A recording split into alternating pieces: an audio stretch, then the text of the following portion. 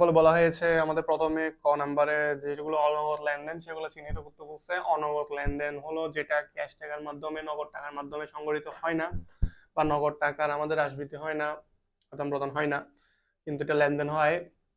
যেমন অবচয়, অবলোপন, এগুলো হচ্ছে অনগদ লেনদেন। বাট্টা, যেগুলো নগদ বাট্টা প্রদান করা হয়, কারণ এগুলো নগদে কোনো খরচ হয় না, ঠিক আছে, ওই জন্য এটা অনগদ লেনদেন। এখানে আমাদের যন্ত্রপাতি অবচয় যেটা আছে, এখানে অনগদ লেনদেন ক নাম্বারে অনগদ লেনদেন সম্বন্ধে বলা হয়েছে। অনগদ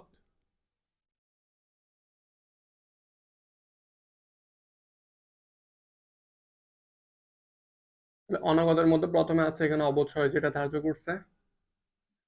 অবচয় 3 নম্বর অবচয় যেটা দিচ্ছে সেটা অনগদ লেনদেন, কারণ এখানে কোনো নগদ টাকার আদান প্রদান হয়নি।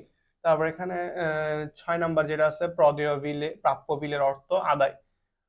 তো প্রাপ্য বিলের অর্থ আদায়, এটা না, সরি, অবলোপিত করিন। করিন যেটা অবলোপন করছে, করিন যেটা অবলোপন করছে সেটা অনগদ লেনদেন, কারণ এটা আমাদের এটা খরচ আমরা ধরে নিই, কিন্তু সেটা নগদ টাকার খরচ হয় নাই, কারণ আমাকে কাউকে ক্যাশ টাকা দিয়ে দিতে হয় না, কিন্তু এটা খরচ হয়েছে দেনাদার যেটা।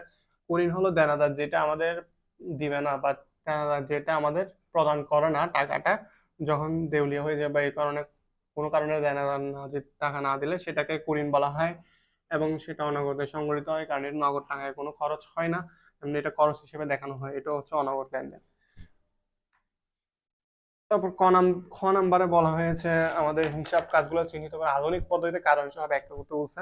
তাহলে আমরা প্রথমে হিসাব কাজগুলো চিনে নিব। এখানে হিসাব কাজ, তারপর এটার কারণ দেখাবো। কারণ সহ মানে তোমার হ্রাস বৃদ্ধিকে বলা হয়েছে। তো এখানে প্রথমে আমাদেরকে অফিসের জন্য মাসিক 5,000 টাকা কিস্তিতে 50,000 টাকা কম্পিউটার ক্রয় করছে। তাহলে 50,000 টাকার যখন মেশিন ক্রয় করবে, তখন এটা অফিস সরঞ্জাম হিসাব ডেবিট হবে, আবার অফিস সরঞ্জামের জন্য প্রদেয় হিসাব। তো এটা আমাদেরকে এখানে বলা হয়েছে আহ, কিস্তিতে প্রদান করছে। কিস্তিতে কিস্তিতে বলার কারণে সেটা ধারে হয়েছে। তাহলে আমরা ধরে নিব সেটা ধারে হয়েছে, কারণ এটা কিস্তিতে বলে দিয়েছে। তাহলে এটা অফিস সরঞ্জাম ডেবিট হবে। প্রথমটা অফিস সরঞ্জাম,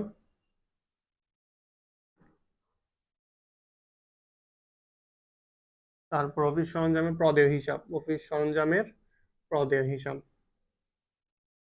প্রদেয় হিসাবটা হবে যে ক্রেডিট, কারণ সেটা কিস্তিতে বলা হয়েছে। তো এটা হচ্ছে আমাদের, এটা হচ্ছে সম্পদ, এটা সম্পদ, ঠিক আছে। আর এটা ক্রেডিট, এটা হচ্ছে দায়, বৃদ্ধির দায়। পদের হিসাবটা হচ্ছে এখানে দায়। তো এখানে কারণ বলতে এখানে মূলত সম্পদ বৃদ্ধিকে বোঝাচ্ছে, মানে বৃদ্ধি, এটা লিখবো আমরা সম্পদ বৃদ্ধি। এখানে পদের হিসাবটা হচ্ছে দায় বৃদ্ধি পেয়েছে, কারণ আমি টাকা প্রদান করিনি এখনো। কিস্তিতে হলে এটা কি মাসিক কিস্তি অনুযায়ী সেটা প্রদান করবো, ওই জন্য সেটা ধারে ধরা হয়েছে। তারপর বলা হয়েছে এখানে উত্তোলন করছে, জীবন বীমা প্রিমিয়াম প্রদান করছে, ওইটা হচ্ছে একটা উত্তোলন। কারণ জীবন বীমা প্রিমিয়াম নিজের ব্যক্তিগত খরচ, ওই জন্য সেটাকে জীবন বীমা সবসময় উত্তোলন হিসেবে ধরা হয়, কারণ সেটা হচ্ছে একটা ব্যক্তিগত খরচ। উত্তোলন ডেবিট হবে, এখানে নগদ টাকা যেহেতু প্রদান করছে, ওই জন্য নগদান হিসাবটা ক্রেডিট হবে। উত্তোলনটা এক ধরনের মালিকানা সত্ত্ব হিসাব, মালিকানা সত্ত্ব হিসাব। আর এটা নগদানটা অলওয়েজ সম্পদ হিসাব। একদিকে আমার মালিকানা সত্ত্ব কমে গেছে, কারণ আমি টাকা তুলে ফেলছি, ওই জন্য এটা হ্রাস পেয়েছে। আরেকদিকে আমার সম্পদ তো হ্রাস পেয়েছে, কারণ নগদ টাকা প্রদান করে ফেলছে। এরপরের লেনদেনে বলা হয়েছে যন্ত্রপাতি অবচয় ধার্য করা হলো। তো অবচয় ধার্য করলে অবচয় হিসাবটা ডেবিট হয়। তারপর এখানে যন্ত্রপাতি হিসাবটা ক্রেডিট লেখা যায়, অথবা পুঞ্জীভূত অবচয় হিসাবটা ক্রেডিট লেখা যায়। যন্ত্রপাতি, তাহলে অবচয় হিসাবটা এক ধরনের খরচ, তাহলে এটা ব্যয় হিসাব। আর এটা সম্পদ হিসাব। তো একদিকে আমার ব্যয় বাড়ছে, মালিকানা সত্ত্ব, তাহলে ওই ওই হচ্ছে আমার হ্রাস পেয়েছে, আরেকদিকে সম্পদ হ্রাস পেয়েছে। এরপরে 4 নম্বরে বলা হয়েছে ব্যাংক সুদ মঞ্জুর করছে। সুদ মঞ্জুর করলে তাহলে এটা আমার জন্য এক ধরনের আয় বলা যায়। তাহলে ব্যাংকের টাকা বাড়বে আমার, তবে ব্যাংক সুদ হিসাব কমবে। তাহলে ব্যাংকের টাকা বাড়ছে কারণ সুদ দিয়েছে আমাকে ব্যাংক, ব্যাংক হিসাব ডেবিট হবে। আবার ব্যাংক সুদ সেটা এক ধরনের আয়, তাহলে ব্যাংক সুদ হিসাব ক্রেডিট হবে। তাহলে ব্যাংকটা সম্পদ হিসাব, আর ব্যাংক সুদটা আমার আয় হিসাব। তো সম্পদ মানে আয় বৃদ্ধি পেয়েছে আমার, আর এদিকে আয় বৃদ্ধি পেলে ওই বৃদ্ধি পেয়েছে মালিকানা সত্ত্ব।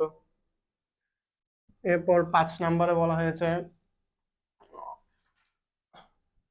অবলম্বিত করিন অবলম্বন করছে। তাহলে করিন যখন অবলম্বন করবে তখন আমার দেনাদার কমে যায়, তাহলে করিন হয় ডেবিট, করিন হিসাব ডেবিট হয়, আর দেনাদার কমে যায় যেহেতু দেনাদার হিসাবটা ক্রেডিট হয়। তাহলে করিনটা এক ধরনের খরচ হিসাব, খরচ বৃদ্ধি পেয়েছে যেহেতু ওই হ্রাস পাবে বা মালিকানা সত্ত্ব হ্রাস পাবে। তারপর একদিকে দেনাদার মানে সম্পদ, দেনাদার হচ্ছে এক ধরনের সম্পদ হিসাব।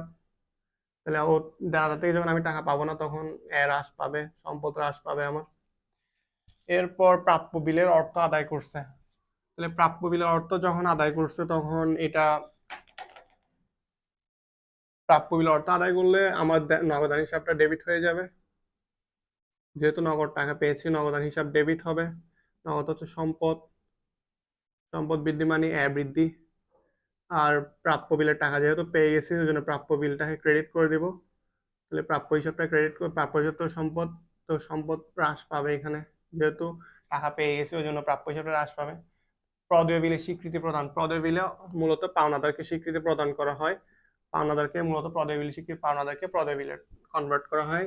তাহলে প্রদেয় পাওনাদারটা যখন আমি প্রদেয় বিলে ট্রান্সফার করব তখন পাওনাদার ডেবিট হয়ে যাবে, পাওনাদার কমে যাবে। আবার প্রদেয় বিলে যেহেতু ট্রান্সফার করছে ওই জন্য প্রদেয় বিল হিসাব ক্রেডিট হয়ে যাবে। তো দুটোটাই মূলত দায় হিসাব। তো দায় হিসাব একদিকে আমার এল বৃদ্ধি পেয়েছে, আরেকদিকে আমার এল হ্রাস পেয়েছে। এরপর গ নম্বরে যেটা বলা হচ্ছে লেনদেনের প্রভাব। লেনদেনের প্রভাব বলতে মূলত এখানে হ্রাস বৃদ্ধিটাকে বোঝানো হয়, কোনটা হ্রাস কোনটা বৃদ্ধি, এটাই লেনদেনের প্রভাব। ওইটাই হলো গ গ নাম্বার। আর এখন যেটা করেছি আমরা সেটা হচ্ছে খ নাম্বার, এটাই হলো এক্সাম্পল।